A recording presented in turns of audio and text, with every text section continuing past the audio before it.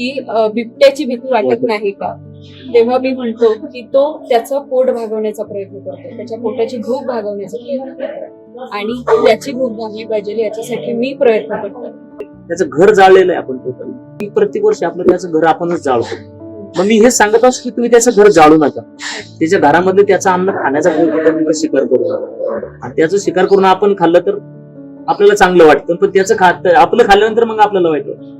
परंतु हे जगणं फार गरजेचं आहे. कारण बिबट्या जर आपल्याकडलं जर संपला तर ही परिसंस्था मी मागाशी सांगितली की सायकल ज्यावेळेस बिघडते त्यावेळेस टोटल पर्यावरणच बिघडते. म्हणजे बिबट्या जर संपत गेला तर उद्या एक नाही अनेक गोष्टी निर्माण होतात. मी नेहमी सांगत असतो की बोरी आणि बाबळीचे झाड म्हणजे फवारणी यंत्र आणि फळ यंत्र, हे दोन भाग मी सांगत असतो. फवारणी यंत्र का, तर जगामधली पक्षी ही अशी एकमेव परिसंस्था आहे की जगात ते कीड नियंत्रणीचं काम करते. म्हणजे तुमच्या मालाला किडीचा प्रादुर्भाव व्हावा, कीड वेचून हे पक्ष्यांनी खावं. जेवढे चिमण्या वाढतील तेवढे काय होतील, तुमच्या शेतातील कीड नष्ट होईल. आपली अशीच थिअरी की औषध आणलं पेलो तर आम्ही मरू, परंतु आम्ही भाजी टाकून खातो मग मरणार नाही. तसंच आहे. आम्ही मागाशी मी तेच सांगितलं तुम्हाला की आम्ही डोंगर जर जाळले नाही ते आम्हाला त्रास द्यायला काही. आम्ही ही जर झाडं तोडली नाही कोणती बोरी आणि बाबळीची तर आम्हाला कमी पेस्टिसाइड वापरावं लागेल. परिणामी आम्हाला त्याचा फायदा होईल किंवा आमचं आरोग्य चांगलं होईल. पण हे आम्ही मानायला तयार नाही, कारण आम्ही पुरुष, आम्ही मानव आहोत. आम्हाला फार मोठा डोकं आहे आमचं. गे माय भू तुझे मी केडीन पांगसारे आणि आरतीला हे सूर्यचंद्र आहे. ही कविता ना मी लहानपणी ऐकली होती, पण आज मात्र ती प्रत्यक्षात अनुभवण्याचा योग आलेला. म्हणजे रणांगणातील लढाई संपली, पण आपल्या मातीशी असलेलं नातं हे कधीही तुटत नाही असं म्हणतात. आणि काही माणसं ही ध्येयवेळी असतात आणि आपलं संपूर्ण आयुष्य हे या मातृभूमीसाठी खर्ची करतात. आणि याचं जिवंत उदाहरण म्हणजे श्री रमेश खरमाळे सर. आज आपण त्यांच्याशी गप्पा मारणार आहोत. तर नमस्कार सर. तुम्ही अनेक क्षेत्रांमध्ये काम केलेलं आहे, म्हणजे सामाजिक असेल किंवा ऐतिहासिक असेल, आणि पर्यावरण हा सगळ्यात महत्वाचा असा विषय आहे. तुम्ही लष्करामध्ये काम केलेलं आहे, 25 वर्ष देशसेवा केलेली आहे. तर तुमचा तो प्रवास कसा होता, कारण तुमच्या आयुष्याची एक नवी सुरुवात होती आणि आपल्या पॉडकास्टची सुरुवातही आपण त्याच्याच पासून करूया. तर त्याच्याबद्दल आर्मीमध्ये देशप्रेम कसं असावं म्हणजे एक जिवंत उदाहरण म्हणजे घडवलं जातं. आणि देशासाठी आपण काय काय करू शकतो. देश सेवा म्हणजे फक्त आपण आर्मीमध्ये राहू आपल्या माणसांची सेवा नाही तर आपण पर्यावरणाची सेवा सुद्धा करू शकतो. असं ते फार मोठा संबंध. आर्मीमध्ये घडवलं कसं जातं, माइंडसेट कसा जातो की अगर समोरून जर पुढे जरी गोळी आली तर ती छातीवर झेलायची हिंमत प्रत्येकामध्ये पाहिजे. आणि त्याच्यातून देशप्रेम असं कुठून मला वाटतं त्यावेळेस भरवलं जातं. आणि हेच धडे मला वाटतं प्रत्येकाला मिळावेत असं म्हणतो. असं होतं की निवृत्तीनंतर अनेक लोक असतात तर ते शांत आयुष्य जगणं पसंत करतात, पण तुम्ही पर्यावरण रक्षणाचा ध्यास घेतला. तर हा जो विचार आहे तो तुमच्या मनात कसा आला? आम्ही जवळजवळ आर्मीमध्ये असताना एक 7-8 राज्य डोंगर रांगेतलं राहणीमान असेल किंवा आपलं शहरी राहणीमान असं म्हणजे फार तफावत भेटतो. आणि हे फिरत असताना एक असं लक्षात आलं की अरे ग्रामीण जे जीवन आहे किंवा ग्रामीण जे आयुष्य आहे हे जास्त आहे आणि शहरी आयुष्य फार कमी. याच्या पाठीमागचं एक कारण शोधण्याचा प्रयत्न केला की ग्रामीण जीवनामध्ये माणसं का जास्त आहेत. त्याला पाठीमागे तिथला असणारा निसर्ग असेल, तिथं असणारं पर्यावरण असेल, तिथं पॉल्युशन नसेल, याच्या पाठीमागची ही कारण आहेत. तसं आपण शहरामध्ये पाहिलं तर फार कमी आयुष्य माणसाला भेटतं. तर तिच्या पाठीमागे पॉल्युशन वाढणे किंवा त्या ठिकाणी असणारं राहणीमान असेल, त्या ठिकाणी असणारं पाणी असेल ते त्या ठिकाणी आपल्याला दूषित मिळतं. मग एक असं जर विचार एक संकल्पना डोक्यामध्ये आली की जर आपण याच्यावरच जर काम केलं तर तिथून पुढे हे काम करायला. मी वडदचा जो ऑक्सिजन पार्क आहे तो उभारलेला आहे किंवा तिथे पण वृक्षारोपण केलेलं आहे. धामणखेलचा जो डोंगर आहे तिथे जलशोषक खड्डे पण खणलेले आहेत. तर हे जे प्रकल्प आहेत असे किती उपक्रम तुम्ही आतापर्यंत राबवलेले आहेत आणि ही संकल्पना तुमच्या मनात कशी? ही संकल्पना आपण म्हणतो की पशु पक्षी फार महत्वाचं. त्याच्यामध्ये जसं बीज प्रसारण करण्याचं काम पशु पक्षी फार. तर त्या ठिकाणी आपण जर सीड्स कलेक्शन जर केले, आम्ही सुरुवातीला सीड कलेक्शन करायचा प्रयत्न केला बीज, आणि ते बीज जर आपण प्रसारित करत गेलो आणि आपला उद्देश ते उगवून नाही आपला उद्देश टाकणार. मग आपण डोंगरदऱ्यामध्ये जसं की आपण सीड बॉल तयार करणे, कारण ज्या ठिकाणी आपण पोहोचू शकत नाही त्या ठिकाणी ऍक्च्युअली सीड बॉल टाकले जातात. आणि प्लेन भागामध्ये सीड्स लावलं जातं. हम्म. मग आम्ही सुरुवात त्याच्यापासूनच केली की अरे आपल्या ज्या ज्या ठिकाणी उन्हाळ जागा दिसतात किंवा ज्या ठिकाणी मोकळं माळरान असेल तर त्या माळरानामध्ये हे सीड जर आपण लावलं तिथं काय बॉलची गरज जवळ एक सेंटीमीटर खड्डा 2-3 सेंटीमीटर खड्डा घ्यायचा ते म्हणजे सीड काढून टाकायचं आणि ते कधी करायचं तर ते पावसाळा येण्याच्या अगोदर म्हणजे ते सीड सुरू झाडं उठतील आता ते नंतर ते काय होईल तो नंतरचा वाट परंतु आपण हे करत राहणं हे योगदान देत राहणं अशी एक संकल्पना डोक्यामध्ये आली आणि अनेक घरातील मुलांना घेऊन मिसेसला घेऊन तर आम्ही पहिल्यांदा सीड्स कलेक्शन करून प्रत्येक ठिकाणी डोंगर रांगेवर जाऊन ज्या ठिकाणी भटकंतीला आपण पुढे जातोय किल्ल्यांवर जातो या ठिकाणी म्हणजे आम्ही विषय असा घेतला की आपण भटकंतीला जाताना अशा ठिकाणी जाऊ का जिथं लोक जात नाही जिथं कमी झाडे असतील आपण सीड्सही लावून आपली भटकंती करू आणि या माध्यमातून म्हणलं पर्यावरणात फार मोठी चांगली मग हे करत असताना बऱ्याचशा गोष्टी जुन्नरमध्ये आपण पाहिलं असेल की जुन्नरचा पश्चिम पट्टा आणि पूर्व पट्टा असे 2 पार्ट जर पाहिले तर पूर्व पट्ट्यामधलं जे जीवन आहे ते फार सुंदर आहे म्हणजे शेती आहे सधन शेती परंतु पश्चिम पट्ट्यामध्ये की लोकांना एकदा भात शेती निघून गेली की त्या ठिकाणी त्यांना हे भेटत नाही काय आर्थिक मार्जनाचं दुसरं काही साधनच नाही मग त्यांना पूर्व पट्ट्यावर अवलंबून राहावं लागतं जसं आपण पाहतो की त्या ठिकाणच्या गाड्या भरून येतात आणि मजुरीसाठी जातात असं एक डोक्यामध्ये विचार आला की अरे यांच्यासाठी जर एवढं आपल्याकडे काही ठेवा आहे ऐतिहासिक ठेवा हा जर थोडाफार उजागर जर झाला तर कदाचित त्यांना रोजगाराची संधी उपलब्ध आहे मग त्या पाठीमागून हे कामं सुरू केलं मग हा विषय डोक्यात आला इतिहास तर जुन्नर तालुक्यामध्ये इतिहास काय काय आहे मग हे शोधायचा प्रयत्न केला त्याच्यानंतर आपल्या डोंगर रांगेमध्ये काय काय आहे हा शोधायचा प्रयत्न केला मग पाण्याचे सोर्स कुठं आहे तिथं मग पाण्याची तळी करायला सुरुवात केली म्हणजे असं एक काम आम्ही एक मार्गाने करतच गेलो मग जिथं मूर्त्या पडल्या असतील पुढं बारवा असतील असं संशोधन करत करत ते मांडायचा विषय घेतला आणि पेजच्या माध्यमातून तर तुम्ही आता अनेक अशी कामं सांगितली जी तुम्ही केलेली आहेत पण याच्याबद्दल आपण थोडंसं विस्तृत बोलूया आता जसं की तुम्ही म्हणाला की सीड बॉल्स टाकायचे तर हे सीड बॉल्स तुम्ही घरीच तयार करता हो. आणि ते कसे तयार करतात हे पण सांगा जेणेकरून सामान्य लोक पण ते सीड बॉल्स तयार करू शकतात आणि कुठेतरी आपल्या पर्यावरणाला मदत होईल सीड बॉल्स करण्याच्या पाठीमागचं जसं मातीचं प्रमाण घेतलं जातं त्याच्यामध्ये खत असेल आपलं गांडूळ खत सुद्धा मिक्स केलं जातं त्याच्यानंतर त्याचा बॉल्स कसा बनवला जातो त्याच्यामध्ये सीड्स कोणत्या प्रकारचे मोठं सीड्स असेल त्याला फार मोठा गोळा बनवावा लागतो सीड्स कलेक्शन फार महत्वाचं जसं आम्ही जास्त करून आपल्याकडे बाबळ आपण पाहतो तर ती पावसाळ्यामध्ये जरी त्याला पाण्याची आवश्यकता जास्त पडत नाही दामुके गोळा करणे त्याच्यामध्ये ते टाकणे आणि जेवढ्या बाबळी उठतील तेवढा फायदा कारण त्यांना पाणी द्यायची गरज पडत झाड महत्वाचं आहे आपल्यासाठी मग असे काही स्पेसिस जे आहेत ह्या निवडणी किंवा लिंबोळी निवडणी ज्या ठिकाणी कदाचित तुम्ही जर पाहिलं असेल तर आपल्याकडं जे कडुनिंब आहे कडुनिंब पण त्याला जास्त प्रमाणामध्ये पाणी लागत असे सीड्स कलेक्शन करून हे करण्याचा प्रयत्न केला आम्ही सुरुवातीला त्या माळरानावर हे टिकेल काटेरी झाडाला जास्त पाण्याची आवश्यकता पडत नाही बोरी असेल बोरीचे बीज आणले ते त्याच्यामध्ये टाकले म्हणजे हे मातीमध्ये टाकून त्याचं जे मिश्रण केलं जातं त्याच्यामध्ये ते बीज टोचलं जातं आणि मग त्याला गोल केलं जातं म्हणजे जेणेकरून पावसाच्या पाण्याने ते ओल होईल किंवा दोन गोष्टी आहेत की आपण पाहतो रात्रीचं दव मोठ्या प्रमाणात पडतो दवाच्या याच्यामधून पण आपले हे जे छोट्या छोट्याले कीटक वगैरे असतात त्यांना पाणी कुठेतरी पानावर थांबलं जातं आणि हे कीटक छोट्याले मुंग्या जातात त्यांना पाण्याची सुविधा म्हणजे आपण म्हणतो इथं मुंगी दिसली तर ही धरणावर पाणी प्यायला जाईल किंवा एखाद्या टाकीत पाणी प्यायला जाईल माळरानावर धरण कसलं टाकीत असलं यांना पाण्याची सिस्टम कशी तयार होत असते हे सकाळच्या बारी किंवा रात्रीचं जे दव तयार होतं ते दव तिथे थेंबाने त्याच्यातून हे पाणी घेतात म्हणजे रात्रीच्या दिवसाची सोय निसर्गामध्ये अशा यांना छोट्या छोट्या केली जाते मग कदाचित आपण हे सीड्स तयार केले हे जर भिजले गेले आणि याच्यातली माती याच्यातले बीज त्याच्यातून रोस्टित भिजले आणि हेच मग पावसाच्या सिस्टम मध्ये हे टाकायचं आणि लावून द्यायचं तर हे असे सीड्स तयार करायचे मग असं सांगितलं तुम्हाला की ज्या ठिकाणी आपण पोहोचू शकत नाही त्या ठिकाणी सीड बॉल वापरतात कारण तो थ्रोईंग लांब 20 सीड्स आपण फेकू शकत फेकलं तर साधारणतः 1-2-4 फूट पर्यंत जाऊ शकतं आणि ते पण खाली पडेल और ते सीड जर त्या बॉल मध्ये टाकलं आणि आपण जोरात जर थ्रोईंग केलं तर लांब पर्यंत ती सीड पोहोचतात म्हणजे त्या ठिकाणी मी पोहोचू शकत नाही पण सीड पोहोचू शकतो तसं थ्रोईंग करू त्याचा फायदा असा केला जातो मी मगाशी सांगितलं की ओपन जागेवर सीड बॉलचा आवश्यकता नाही पण ज्या ठिकाणी आपण दर्यामध्ये पोहोचू शकत नाही अशा उंचावट्यावर पोहोचू शकत नाही तिथं हे सीड बॉल्स काम करतात आतापर्यंत किती वृक्ष लावलेले आहेत आणि वृक्ष लावताना पण कोणत्या प्रकारचे वृक्ष जास्त लावले जातात आणि जे जलशोषक खड्डे आहेत ते पण आतापर्यंत म्हणजे त्यांची संख्या तुम्ही सांगू शकता वृक्षारोपण अनेक ठिकाणी केले अनेक ठिकाणी शाळांच्या माध्यमातून घेतले काही कॉलेजेस पण लावले त्याच्यानंतर धामणखिळ डोंगर माथे ओपन लावले. इथं आपण पाहिलं असेल की वडज ऑक्सिजन पार्क असे कमीत कमी एक 3-4 हजाराच्या आसपास संख्या गेली असेल त्याची. आणि तसे मग फॉरेस्ट डिपार्टमेंटमध्ये असल्यामुळे फॉरेस्ट डिपार्टमेंटच्या माध्यमातून अनेक ठिकाणी वृक्षारोपणाची कामं आम्ही केलेली. आणि त्याचा फायदा आम्हाला इकडे पण होतो. ही दोन्ही गोष्टी आहेत. माझा मुख्य उद्देश आमचा फॉरेस्टच आहे आणि फॉरेस्ट म्हणजे पर्यावरण वाढवण्याचं. मग त्याच्यामध्ये आमचे जे काही अधिकारी असतील कर्मचारी फार सुंदर नियोजन आणि पद्धतीमध्ये काम केलं. म्हणजे याच्या पाठीमागची प्रेरणा फॉरेस्ट फार सुंदर आहे. वनविभाग महाराष्ट्र राज्य असेल ती फार सुंदर काम आहे आणि त्याच्यातून फार मोठी प्रेरणा मिळते की पर्यावरण टिकवण्यासाठी ज्या गोष्टी पाहिजेत त्या आम्हाला तिथे शिकवल्या.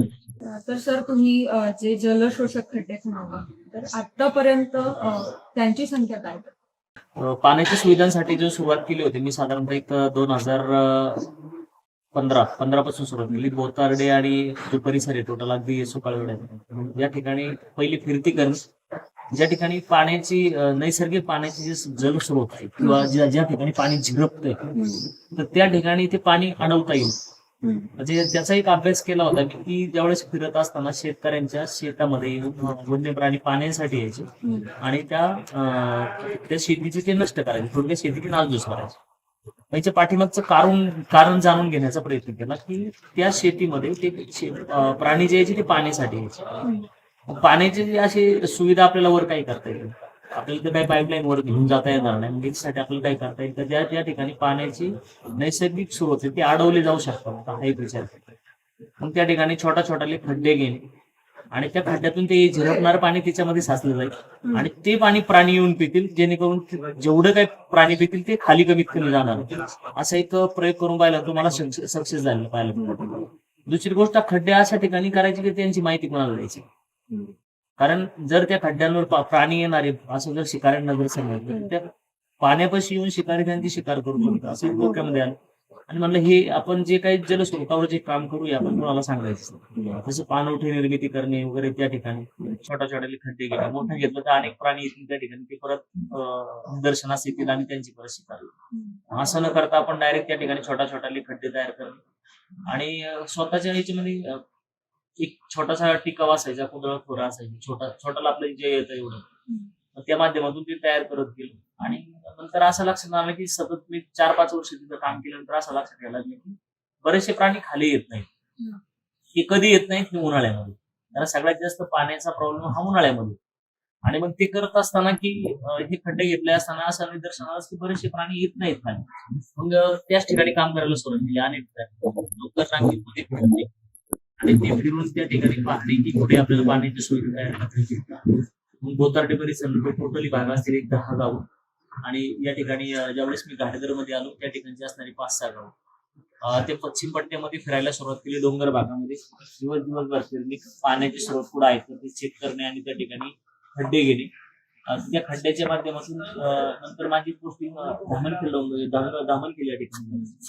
धामणखिल मध्ये आल्यानंतर आपल्याला म्हटलं की या ठिकाणी सेम परिस्थिती असू शकते, तर आपल्याला याच्यावर काही काम करता येईल. हा धामणखिल भागामध्ये ज्यावेळेस फिरत होतो या ठिकाणी फिरताना काय डोंगर रांगावर जलस्रोत पुढे काय पाहायला होतं. मग आपल्याला एक वेगळं काय करता येईल म्हणून मग जलशोषक खड्डे खोदायला सुरुवात केली. आणि त्या ठिकाणी आम्ही विषय असा घेतला मिसेसनी की वाढदिवस होता. एक वाढदिवसाची निसर्गाला जर आपण भेट दिली तर ह्या वाढदिवसाचं औचित्य याच्यासाठी साधलं होतं की आपल्या महाराष्ट्रातल्या भारतातल्या लोकांनी जर विचार केला की मी माझ्या वाढदिवसासाठी 2 खड्डे खोदेल, 4 खड्डे खोदेल, मी निसर्गासाठी 2 खड्डे खोदेल, म्हणजे असं जर प्रत्येकाने जर विचार केला की मी म्हटलं पाणीच पाणी व्हायला वेळ लागणार नाही. विशेषतः मी म्हटलं की शासनाचा वेळ व्हायला, आपल्याला त्यामध्ये शासनाचा वेळ घ्यायचा नाही. आता मी फॉरेस्ट डिपार्टमेंट मध्ये सर्व्हिसला आहे, परंतु ही याच्यामध्ये शासकीय वेळ घ्यायचा नाही. माझा वाढदिवस मी साजरा करतोय ते मी पर्यावरणासाठी माझाच वेळ व्हायला, म्हणजे माझाच वेळ तिथं कारण करायचं कधी तर सकाळी 5ला उठणे, धामणखिल डोंगर माथ्यावर एक 8-9 वाजेपर्यंत दोघांनी काम करणे. पण आमचा एक एम होता की 8-9 वाजेपर्यंत कमीत कमी 8 मीटर खड्डा खोदून झालाच पाहिजे. मग आम्ही एक 60 दिवस लगातार सकाळी डोंगर माथ्यावर जायचं आणि 9 वाजेपर्यंत. म्हणजे ज्यावेळेस रविवार असेल किंवा सुट्टी असेल एखाद दिवशी तर मुलं त्यावेळेस आम्हाला अटॅच व्हायची की आम्ही पण येतो. मग असं करून आम्ही 60 दिवसामध्ये 70 जलशोषकांची निर्मिती धामणखिल डोंगर होती. आणि टॉप टू बॉटम म्हणजे ती पाण्याची सिस्टम आहे की वरपासून तर खाली तळापर्यंत ती पाणी आम्ही खड्डे जेवढी जागा होती आमची फॉरेस्टची त्याच्यामध्ये ती खोदायला सुरुवात केली. तर 60 दिवसामध्ये 412 मीटर काम केलं आम्ही खड्ड्यांचं. आणि त्याच्यामध्ये त्याचं एक कॅल्क्युलेशन केलं की या खड्ड्यांमध्ये पाणी किती साचलं जाईल. समजा आज सकाळी पाऊस जर पडला तर ते पाणी किती साचलं जाईल. 8 लाख लिटर पाणी त्याच्यामध्ये एट अ टाइम साठायचं. म्हणजे असे महिन्यामध्ये 10 जर पाऊस पडले तर म्हटलं कमीत कमी 80 लाख लिटर पाणी साचलं जाईल. आपण पाहतोय की आता एप्रिल पासून तर पावसाला सुरुवात झाली तर किती लाख लिटर नाही कोट्यवधी पाणी त्याच्यामध्ये साचलं. मग याचा फायदा असा होतो की त्या डोंगर रांगेमध्ये ते पाणी साचून राहतं. ते हळूहळू झिरपतं. म्हणजे 2-3 महिने कमीत कमी त्या डोंगर रांगेतील असणारे झाडे असतील, त्या ठिकाणी छोट्या छोट्या ओढ्यामध्ये निघणारे झरे असतील, तर ह्या माध्यमातून त्या प्राण्यांना पाण्याची सुविधा तिथं होईल, पक्ष्यांना सुविधा तिथं होईल. मग असं काम करायला सुरुवात केली. ती 60 दिवसामध्ये आमचं 70 दिवस सुरू झालं. परंतु हे करत असताना की प्रत्येक डोंगर रांगेमध्ये असं दडलंय का, याच्यावर मी प्रत्येक डोंगर रांगा फिरायचा प्रयत्न केला की डोंगर रांगेवर किल्ले सोडले तर अनेक डोंगर रांगेवर शिवकालीन टाक्यांची निर्मिती केली गेली. आणि ही शिवकालीन टाक्यांमध्ये ही पाण्याची सोर्स पूर्वजांनी प्राण्यांसाठी तयार करून ठेवली. ही प्राण्यांसाठी जलशोषक जे टाके खोदलेले आहेत त्यांनी, त्या टाक्यांमधल्या माती काढलं तर आपल्याला तिच्यात परत पुन्हा पाणी त्याच्यामध्ये साठवते. मग आम्ही धामणखिल डोंगर माथ्यावर असणारी एक पुष्करणी टोटली काढली गेलेली, अगदी 13 फूट खोल आहे, लिलाव करता येईल. मग धामणखिल डोंगरातील धामणखिल गावच्या लोकांनी मला त्या ठिकाणी ग्रामस्थांनी प्रतिसाद दिला आणि त्यांनी ती टाकी उकरली. तर जवळपास एक 13 फूट खोल टाकी पाण्याची. आणि आता ती पाणी वर्षभर प्राण्यांना पाणी पिण्यासाठी उपलब्ध होते.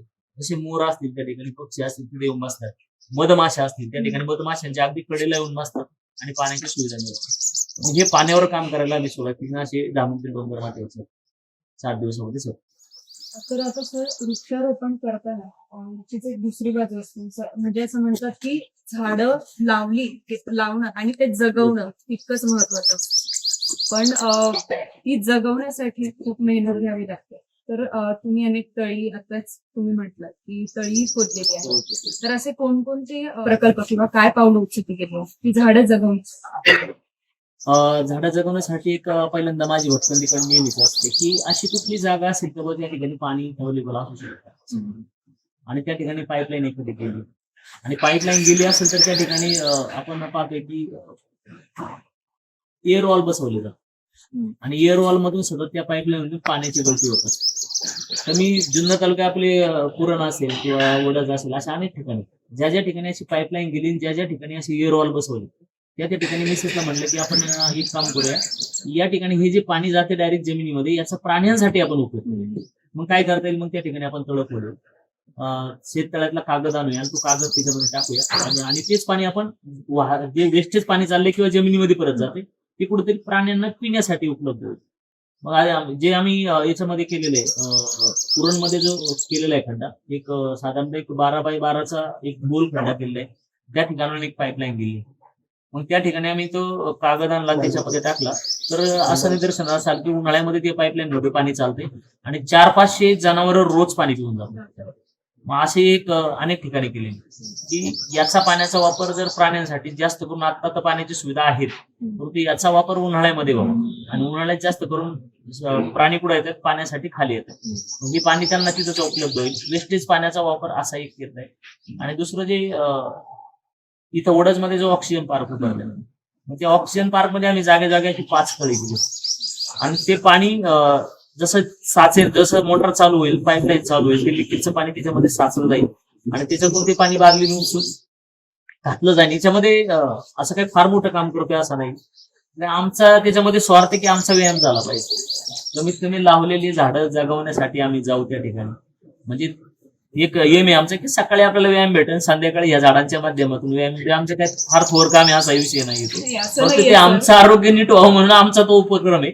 आता ते त्याच्यापासून जर जगाला त्याचा फायदा होत असेल तर आम्हाला वाईट वाटण्याचं कारण हे मातृभूमीवरचं प्रेम, जसं मी पहिल्यांदा पण म्हणायचं, तर ते आहे. म्हणजे झाडांचा एक विषय असा होता की आता आम्ही तरी कवर माझ्याच पगारातला मी पैसा खर्च करून झाडं घेणार, त्याच्यातून जगावणार. ते बाकीचे म्हणायला लागले अरे लोक सहभाग आहे. लोक सहभागामधून याच्यातून करताना जसं वडाचं ऑक्सिजन पार्क आहे, या ठिकाणी जी जागा आपली धरणाची जागा आहे, पाणलोट क्षेत्र आहे, तर त्यांच्याकडनं ती जागा शिवमल्हार प्रतिष्ठान असेल त्यांच्याकडून ते लिहून घेतलं की आम्हाला ही जागा झाडं लावायसाठी, म्हणजे त्यांची परवानगी घेतली मग याच्यामध्ये झाडं लावायचा विषय आला, ती झाडं म्हणलं आपण नाही लावायची, आपल्याला ही झाडं बाकी लोक देतील आपण, कारण त्यांचा सहभाग याच्यामध्ये हवा. मग हे फेसबुकला मी पोस्ट लिहिले होते की जे इच्छुक आहेत झाडं देण्यासाठी तर त्यांनी आम्हाला झाडं द्यावी. 1 तासामध्ये आम्हाला 200 झाडं लोकांनीच दिली. फक्त एक त्याच्यामध्ये एक हे टाकलं होतं की तुम्ही झाडं आणून देऊ शकत नाही. ते मग नारायणगावची जशी नर्सरी असते, त्या नर्सरीचा अकाउंट नंबर दिला, एका झाडाची कॉस्ट म्हणलं 300 रुपये, तुम्ही त्या अकाउंटमध्ये पैसे जमा.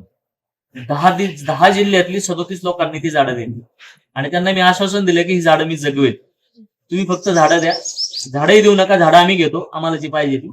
कारण 1000 वर्ष टिकणारी झाडं आम्हाला त्याच्यामध्ये लावायची. जसं वड असेल म्हणजे त्याची पारुंबी आली, पारुंबी पुन्हा एकदा जमिनीला जर टेकली गेली तर त्याचं परत रूपांतर होतं. 1000 वर्ष ते झाड राहतं आणि त्याचं डोल एवढा मोठा असतो की ते जमिनीमध्ये लाखो लिटर पाणी मुरवतं. मग असं पिंपळ असेल, वड असेल, उंबर असेल, बकुळ असेल, अशी झाडं आम्ही त्याच्यामध्ये लावली आणि ती झाडं आता जगवायचं काम आहे. ती झाडं मी नाही लावलेली, ती झाडं त्या 10 जिल्ह्यातील 37 लोकांनी लावली. ते आमचं फक्त एवढंच काम आहे की ते जगवायचं काम चालू आहे, बाकी काही जास्त काही नाही. पाणी घालणे, गेली 15 वर्ष आम्ही ते जगवतोय.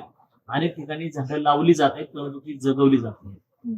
आणि आमचा विषय असा आहे की जी लावलेली झाडं आहे ती 100% जगवायची. आज तुम्ही ऑक्सिजन पार्कला जरी गेलात तर ती लावलेली जेवढी झाडं आहेत, आता आम्ही तिच्यामध्ये 300 तुळशी प्लस केला, 300 तुळशी लावल्या. तुळशीचं एक विजन दिलंय की तुळशीचा सावली त्या झाडाच्या खोडापाशी होईल आणि आम्हाला जे उन्हाळ्यामध्ये जास्त पाणी घालायला लागते, कमीत कमी 2 महिन्यातून 5 वेळा पाणी घालायला लागते, तर कमीत कमी महिन्यातून 3 वेळा घालायचं पाहिजे. का त्या तुळशीची खोडाला जर सावली झाली तर तुझं पाणी त्याचं बाष्पीभवन लवकर होणार नाही, ओलावा टिकून राहील, तुळशीला पाणी होईल आणि झाडाला पण पाणी होईल, असं एक संकल्पना. मग उन्हाळ्यामध्ये ही झाडं कशी जगवली जातात? तेच सांगितलं, उन्हाळ्यामध्ये ज्यावेळेस पाईपलाईन चालू होते किंवा मग आता ज्यावेळेस पाणी ते बंद झालं, ती डायरेक्ट 1300 फूट पाईपलाईन करून खालून आणली आहे डायरेक्ट. मग तुम्हाला पाणी तिथे किती वेळा द्यावं लागते एका झाडाला?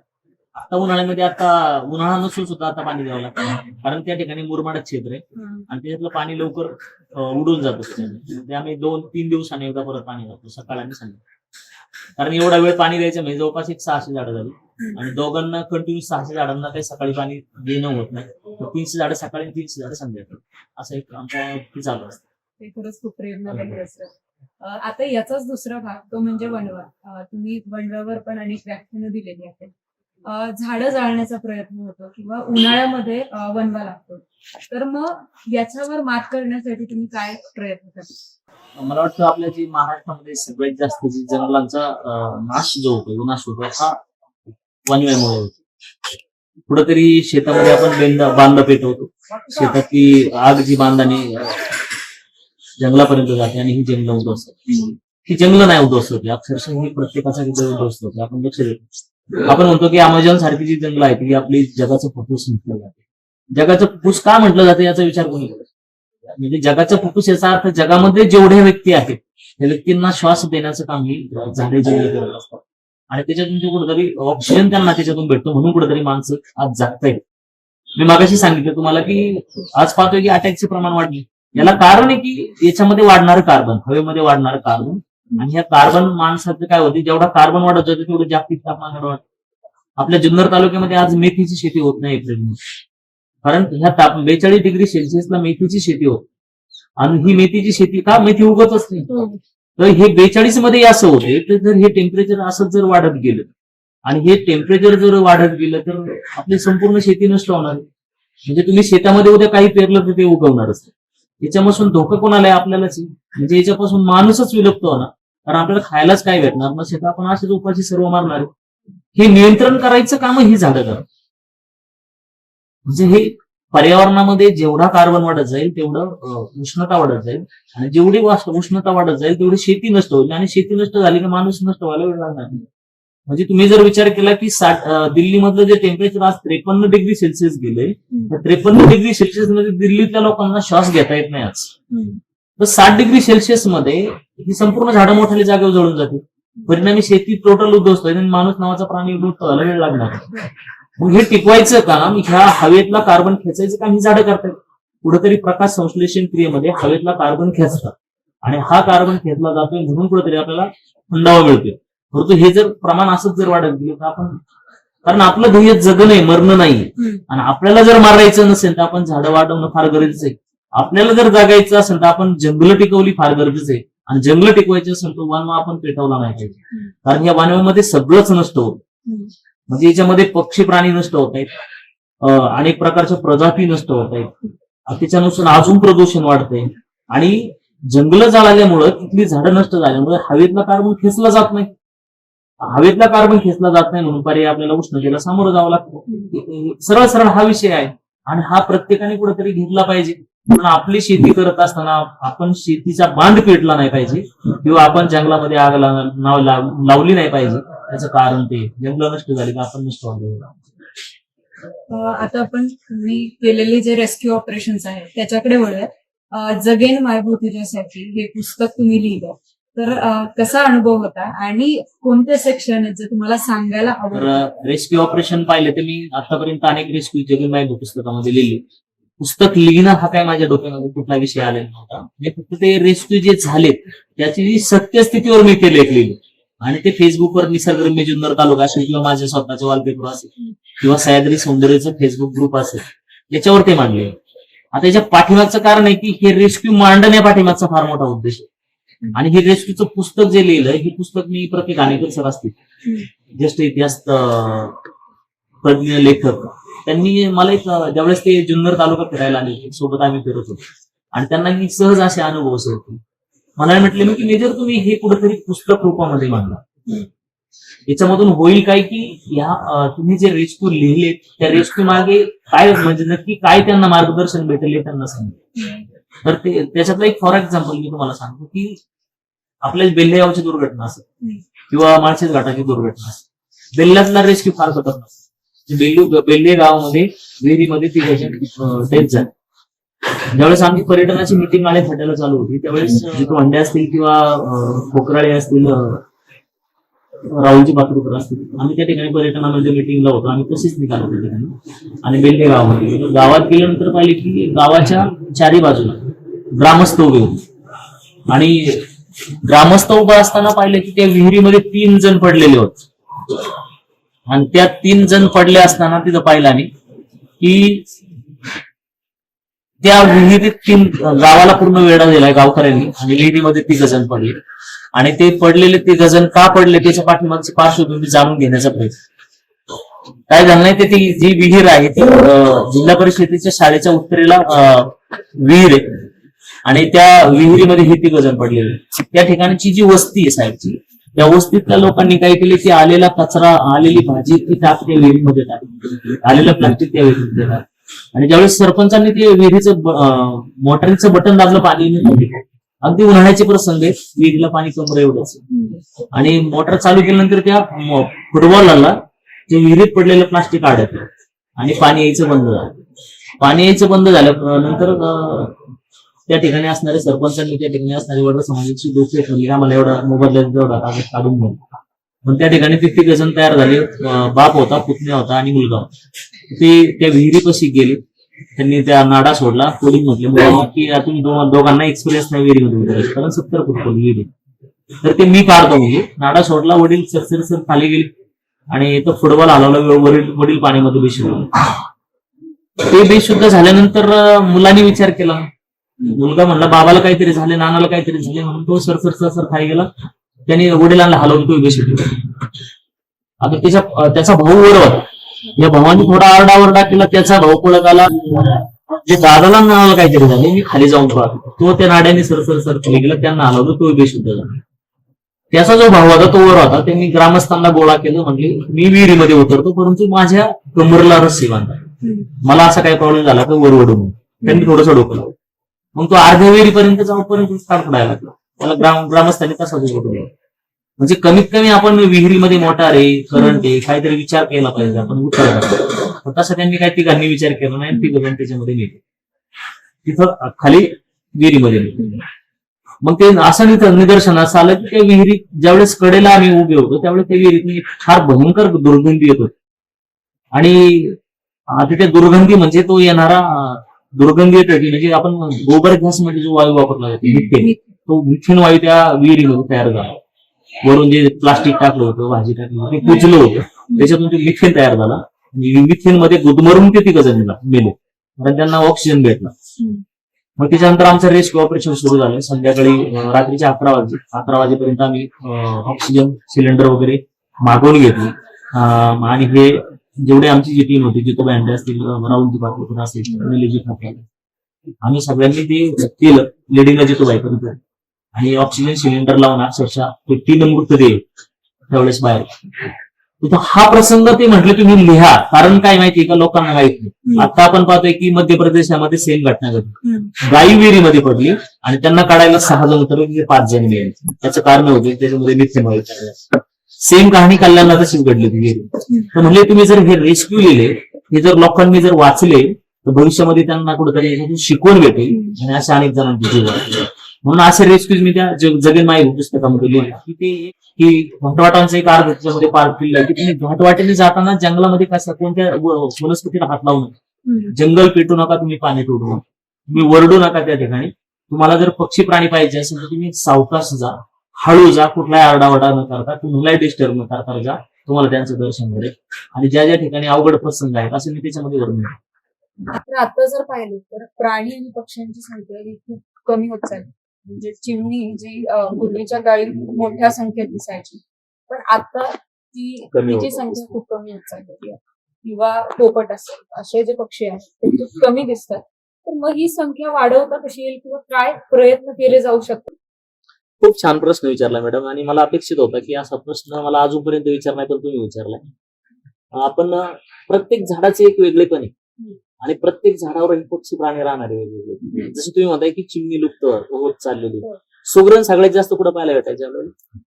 बाबळीच्या झाडावर. त्याचं कारण होते की बाबळीच्या झाडावर साप चढून जात नसायचे, कारण काटे टोचायचे अंगाला, आणि साप सगळ्यात जास्त त्यांची अंडी आणि प्राणी म्हणजे त्यांची पिल्लं खायची. आम्ही ह्या शेतातले आमचे जे बोरी आणि बाबळीची झाडे नष्ट केली, आम्हाला पायाला काटे टोचतात म्हणून. परंतु ही बोरी बाबळीची झाडं नष्ट झाली, हे ऑलरेडी आपण शेती नष्ट केली. जसं चिमणीचं तुम्ही म्हणताय की चिमणी जेवढे पक्षी प्राणी लुप्त होत जातील तेवढ्या जंगली झाडे जे उगतात ती कमी होत जातील. मगाशी तुम्ही वनव्याचा एक विषय विचारला होता, कारण ह्या वर्षी उगलेली झाडं वनव्यामध्ये नष्ट होतात, पुढल्या वर्षी परत झाडं आली का परत वनव्यामध्ये नष्ट होतात. आपले डोंगर त्याच्यामुळे बोडके होतात. आम्ही पक्षी प्राण्यांचं महत्व जाणून घेतलेलं. म्हणजे मी शाळेतील मुलांना जो हाच प्रश्न नाही विचारतो की पक्षी प्राणी आपल्या जीवनामध्ये महत्वाचे आहेत का, ते म्हणतात नाही. मग त्यांना मी असं सांगतो की हे झाडं लावायचं काम फक्त तेच करतात. जसं ही चिमणी लुप्त का होण्याचे कारण आहे, आम्हाला यांना चिमणीला लागणारी जी झाड आहे बाबळीचे आम्ही ठेवलं नाही, आणि त्यांना कोटी वगैरे त्याच्यात घालावं लागतंय. परिणाम असं झालाय की चिमण्या कमी होत चालल्या. हे चिमण्या कमी झालेल्या नाही. मी नेहमी सांगत असतो की बोरी आणि बाबळीचे झाड म्हणजे फवारणी यंत्र आणि फळ यंत्र, हे 2 भाग मी सांगत असतो. फवारणी यंत्र का, तर जगामधली पक्षी ही अशी एकमेव परिसंस्था आहे की जगात ते कीड नियंत्रणीचं काम करते. म्हणजे तुमच्या मालाला किडीचा प्रादुर्भाव व्हावा, कीड वेचून हे पक्ष्यांनी खावी. जेवढे चिमण्या वाढतील तेवढे काय होतील, तुमच्या शेतातील कीड नष्ट होईल. कदाचित चायनाचं उदाहरण तुमच्या डोळ्यापुढे असेलच. चायनाने काय केले की पक्ष्यांवर निरीक्षण केलं की एका पक्षाला 200 ग्राम दिवसाला धान्य लागते. त्यांनी ते कॅल्क्युलेशन केलं की आपल्याकडे जर एवढे पक्षी असतील आणि ते जर पक्षी आपण जर मारले सगळे, आपलं धान्य वाचेल, असा त्यांनी प्रयत्न केला आणि चिमण्या नष्ट करून टाकले.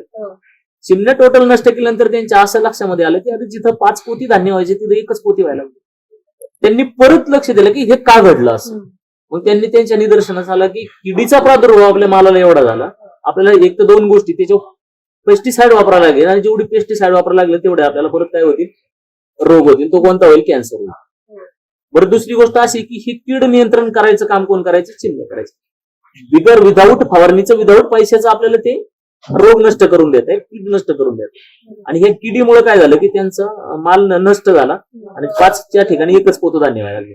आणि परिणाम असा झाला की त्यांना पुन्हा काय करावं लागलं, चिमण्या आयात करावं लागलं आणि त्यांना पूर्ववत ती जागेवर आलं.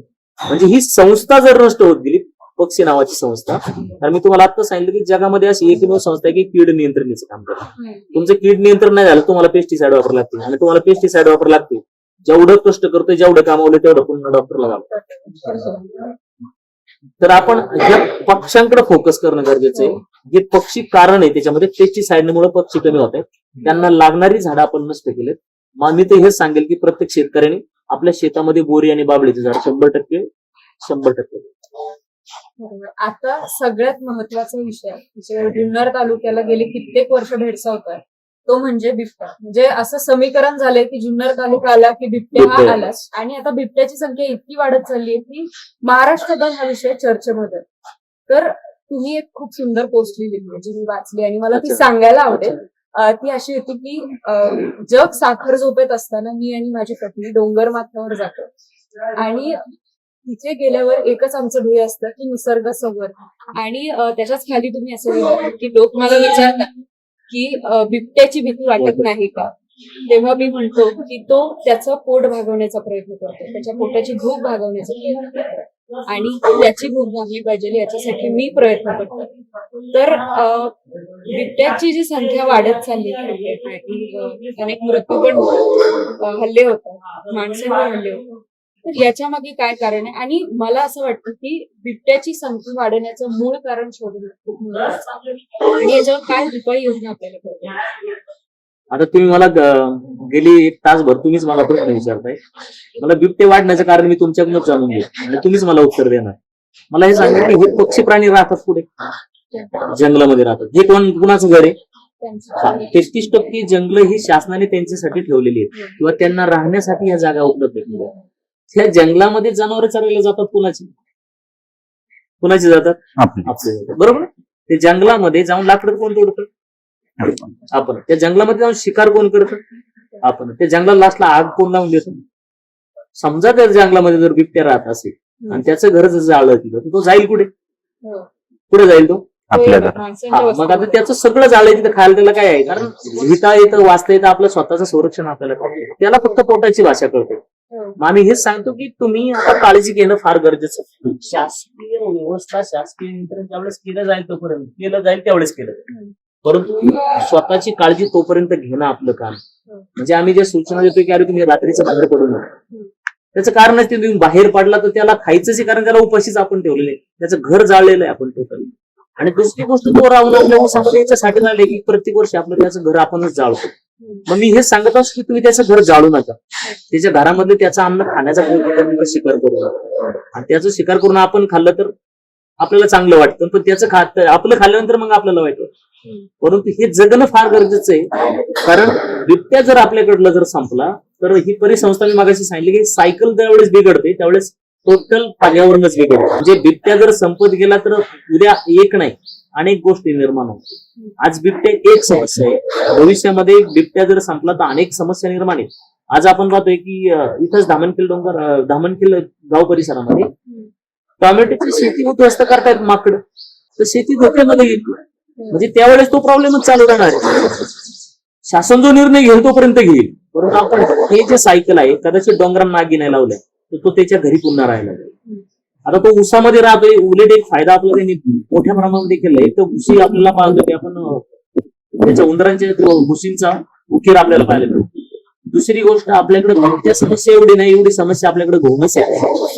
आणि ऊसामध्ये ज्या घोणसी वाढताय ते कोणाला कळत नाही. आज घोणस मारायचं काम बिबट्या करतो. ज्यावेळेस बिबट्या संपेल घोणस एवढ्या वाढतील की माणसाला दंश होईल, सर्पदंश मोठ्या प्रमाणात वाढेल. ही समस्या आपल्याकडे जास्त प्रमाणात पाऊस आणि मी नेहमीच याने सांगत असतो की हास्यास्पद एक गोष्ट सांगत असतो की बिबट्याने आपलं एक मोठं फार काम केलंय की हागणदारी मुक्त गाव करून टाकलं. ते मी हसता हसता सांगतो लोकांना की अरे पहा, न सांगता काम झालंय आपल्याकडे की हागणदारी मुक्त गाव करून टाकल्या बिबट्याने. तिसरी गोष्ट मी नेहमीच सांगत असतो की जो बाप दिवसभर कष्ट करायचं तो रातभर पण फिरायचा. आज मुलाला आणि मुलीला संध्याकाळी बिबट्याचा प्रॉब्लेम असल्यामुळे तो बाप अवेलेबल होतो, लवकर कुठेतरी संवाद साधते. हा एक विषय मी त्याच्यामध्ये सांगत असतोय. आणि चौथा जो विषय असतो की आपल्याकडे जे चोऱ्यांचं प्रमाण आहे पहा, दिवसा वाढले रात्रीचे. म्हणजे आम्हाला कोणताही खर्च न करताना आम्हाला रात्रीचं प्रोटेक्शन द्यायचं. म्हणजे आमची सुरक्षितता सुद्धा त्यांनी जागेवर ठेवली आहे रात्रीची. नाही तर भविष्यामध्ये ज्यावेळेस बिबट्याचा प्रादुर्भाव कमी होईल, बिबट्याची दहशत कमी होईल, खऱ्या अर्थाने तिथून पुढे आपल्याला कळेल की बिबट्याची किंमत. कारण आज 1 तोळ्याची सोन्याची 1 तोळ्याची किंमत झाली 1.25 लाख रुपये. आमच्याकडे रात्रीच्या एवढ्या चोऱ्या होतील की आमचे गळेच कापले जातील. आम्हाला तर सुरक्षितता आमची धोक्यामध्ये येईल. ठीक आहे, वाढलेत बिबटे, कमी करण्याचं प्रमाण मी तुम्हाला सांगितलं की डोंगर पेटू नका, ते डोंगरामध्ये जातील, तिथे कुठेतरी ससे वाढतील, तिथे अन्न वाढतील, तिथे प्राणी वाढतील, ते खातील, ते खाली येणार नाही आपल्याला त्रास द्यायला. परंतु तुम्ही जर डोंगर जाळले तर ते आपल्याला 100% त्रास द्यायला. म्हणजे आपण फक्त एक बाजू पाहिली की आपण धोक्यामध्ये का आलो, आपणच आपल्याला धोक्यामध्ये आणलो. तसं खऱ्या अर्थाने तसं जर पाहिलं तर शासन निर्णय घेतील त्यांना सोडायचे कुठं ठेवायचे ते निर्णय घेतील.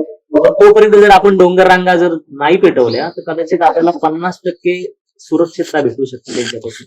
म्हणजे बिबट्या असा डायरेक्ट अटॅक करत नाही हे पण निदर्शन असतं. आपण मांजरवाडीची घटना जर पाहिली, घरामध्ये गेलेल्या बिबट्याने 2 मुलींनी त्यांना हुसकावून बाहेर काढले, ते पण आपण पाहतो. आणि याच्यासाठी आम्ही सांगतो की तुम्ही मोटर चालू करायला गेलात तर कमीत कमी आवाज द्या. जर तुम्ही आवाज जर दिला तर त्या ठिकाणी जर मादी सोबत जर पिल्ला असेल तर ती मादी तुमच्या अग्रेसिव्ह होणार. ह्या घटना सगळ्या तसाच आहे. उसामध्ये ज्यावेळेस आपण बारं द्यायला जातो तुम्ही आवाज करू, कदाचित त्या ठिकाणी जर मादी सोबत जर पिल्ला असतील तर तुमच्या ते डायरेक्ट अटॅक होणार नाही. ती कोण वाचवायचा प्रयत्न करते आपल्या पिल्लांना. सेम रस्ता क्रॉस करताना तशीच घटना आहे की सोबत ज्यावेळेस मादी सोबत पिल्ला असतात ते पिल्लांना ती सोबत घेऊन रस्ता क्रॉस करत, ती पिल्लाला पहिल्यांदा रस्ता क्रॉस करायला होती आणि मग रस्ता क्रॉस करते. पण तो पिल्लाने रस्ता क्रॉस केला आणि मादीच्या या दोन्हींच्या मधून जर मोटरसायकल गेली ती झडप मोटरसायकल करते, कुणाला वाचायसाठी, पिल्लांना वाचायसाठी. ह्या सगळ्या दुर्घटना असायच. जर जुन्नरमध्ये जर 400-500 बिबट्या असेल तर मला वाटतं या आठवड्यामध्ये 500 माणसं त्यांनी मारायला पाहिजे. परंतु ही दुर्घटना कधी घडते? 1 महिना 2 महिने कधीतरी दुर्घटना घडते. त्याचं कारण हे कारण आहे की आम्ही काळजी घेतली नाही, त्याच्यामुळे हा गोंधळ होतो. रात्रीची मुलांना बाहेर नाही सोडायला पाहिजे, रात्रीची जनावरे बाहेर नाही बांधायला पाहिजे, गोठ्यात बांधायला पाहिजे, रात्री जास्त फिरलं नाही पाहिजे. चिकन मटन जर खाल्लं असेल त्याची हाडकं रात्रीची घराजवळ नाही टाकायला पाहिजे, किंवा पिंजरा लावला असेल तर पिंजऱ्याच्या जवळ जायला नाही पाहिजे. ह्या गोष्टी जेवढ्या सांगितल्या जाते त्याचं पालन केलं पाहिजे. जर पालन केलं तर मला वाटतं ह्या फार दुर्घटनांना कुठेतरी आळा बसेल. परंतु जर आपण ह्या सूचनांचं पालन जर केलं नाही तर मला वाटतं ही 100% हे दुर्घटना घडत असेल तर ह्या गरजेचं. आता जर पाहिलं तर जुन्नर तालुक्यामध्ये मधमाशांचं प्रमाण खूप मोठ्या प्रमाणात वाढतंय किंवा मधमाशांचे हल्ले खूप होतात. तर याच्या मागे पण काय कारण? त्याच्यात एक मी कारण सांगेल की आपण त्यांच्या परिसरामध्ये हस्तक्षेप करतो.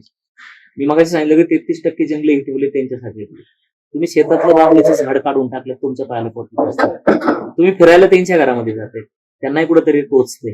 तुम्ही तिथं जोरजोरात ओरडताय, तुम्ही परफ्यूम मारताय, तुम्ही त्या ठिकाणी सिगरेट ओढताय, त्या ठिकाणी तुम्ही धूर करताय, हे तुम्ही एक प्रकारचे त्यांना डिस्टर्ब करताय. कॅमेऱ्याची क्लिक घेऊन तुमच्यावर फ्लॅश मारताय त्यांच्या घरात जाऊन. आपल्या घरात जर असं कोणी आलं तर आपण त्रास सहन करू शकत नाही, तसं त्यांचाही तो विषयच. मगाशी मी 2 उल्लेख प्रामुख्याने केले झाडांची, कोणती? बोरी आणि बाबळीची. मी मगाशी ते हाही उल्लेख केला का बोरी आणि बाबळीचं झाड म्हणजे काय. बोरीचं झाड, बाबळीचं झाड म्हणजे फळयंत्र आणि फवारणी यंत्र. फवारणी यंत्र का? सगळ्यात जास्त पक्षी तिच्यावर राहतात आणि ते पक्षी तिथून उडून कुठे जातात? आपल्या शेतामधील कीड विचून खातात, म्हणून फवारणी यंत्र. नैसर्गिक फवारणी करायचं काम कोण करते? पक्षी करतायत, बरोबर नाही? आणि फळ यंत्र का? सगळ्यात जास्त मधमाशांचं पोळ बाबळी आणि बोरीवरच असायचं, कारण ते सुरक्षित झाड असायचं. आम्ही शेतातून ते नष्ट केलं आणि त्या शेतातून नष्ट केल्यामुळे त्या त्या मधमाशा डायव्हर्ट कुठे केल्या? आम्ही जंगलाकडे केली, सगळ्यात जास्त जंगलात केली. आम्हाला तोटा का होतोय की आम्हाला मुबलक प्रमाणामध्ये अन्नधान्याची निर्मिती होते. तर मी नेहमी सांगतो की जे आपले थोर शास्त्रज्ञ होऊन गेले आईन्स्टाईन, त्यांनी पुस्तकामध्ये मधमाशी विषयी विधान केलेले आहे की ज्या वर्षी मधमाशी नाहीशी होईल त्याच्या 4 वर्षानंतर जगच संपेल. कारण हे मधमाशा पाहायला कुठे भेटतात? आम्हाला या झाडांच्या फुलावर पाहायला. फुलावर बसून त्या काही क्रिकेट वगैरे कबड्डी खेळत नाही. म्हणजे त्या फुलातला ज्यावेळेस त्या मकरंद खेचतात, रस खेचतात, त्यावेळेस आनंदाने त्या फुलावरील परागकण तिच्या पायाला चिकटतात आणि ते त्या फुलावर उडून त्यावेळेस शेजारच्या फुलावर जाऊन बसते, ह्या फुलावरले परागकण त्या फुलावर पडतात. त्यामुळेच कुठेतरी झाडाला फळ येतं, त्यामुळेच कुठेतरी आम्हाला अन्नधान्य खायला मिळतं. म्हणून मी म्हटलं की फळयंत्र म्हणजे मधमाशी. जर अन्नधान्याची निर्मिती झाली नाही तर आम्ही असेच मरू. आणि आज त्या मधमाशांचं जीवन आम्ही धोक्यात आणते. मधमाशा संपले तर आम्ही मरू, ते आम्ही विचारायला म्हणजे आम्ही मानायला तयार नाही. तुम्हाला मागाशी मी तो प्रश्न अजून एक विचारतो, मला सांगा झाडं काय देतात? झाड काय देते? है ना. आणि झाडाने ऑक्सिजन नाही दिलं तर कोण मरेल? आणि ते झाड तोडतंय कोण? म्हणजे आपल्याला इथं भीती वाटत नाही. माझा ऑक्सिजन मी नष्ट करतोय याची भीती नाही आपल्याला, बरोबर नाही? दुसरी गोष्ट की समजा आपल्याकडं एखादी भाजी केली, त्या भाजीवर जर रोग पडला, काय करतो आपण? औषध फवारतो, बरोबर नाही? ते औषध फवारलेलं औषध जे आहे ते विकत आणतो का फुकट आणतो आपण? ते औषध विकत आणलं जर आपण पेलो काय होईल? मग म्हणजे ते औषध आणलं तर आम्ही मरू पेल्यानंतर, हे आम्हाला कन्फर्म आहे. आम्ही टाकतोय कशावर? भाजीवर. म्हणजे आम्ही ते आणि भाजीवर ती भाजी खातोय कोण? आपली अशीच थिअरी की औषध आणलं पेलो तर आम्ही मरू, परंतु आम्ही भाजीवर टाकून खातोय मग मरणार नाही. तसंच आहे. आम्ही मागाशी मी तेच सांगितलं तुम्हाला की आम्ही डोंगर जर जाळले नाही ते आम्हाला त्रास द्यायला काही. आम्ही ही जर झाडं तोडली नाही, कोणती बोरी आणि बाबळीची, तर आम्हाला कमी पेस्टिसाइड वापरायला लागेल. परिणामी आम्हाला त्याचा फायदा होईल किंवा आमचं आरोग्य चांगलं होईल. पण हे आम्ही मानायला तयार नाही, कारण आम्ही पुरुष, आम्ही मानव आहोत. आम्हाला फार मोठा डोकं आहे आमचं. अशी गंमत येते.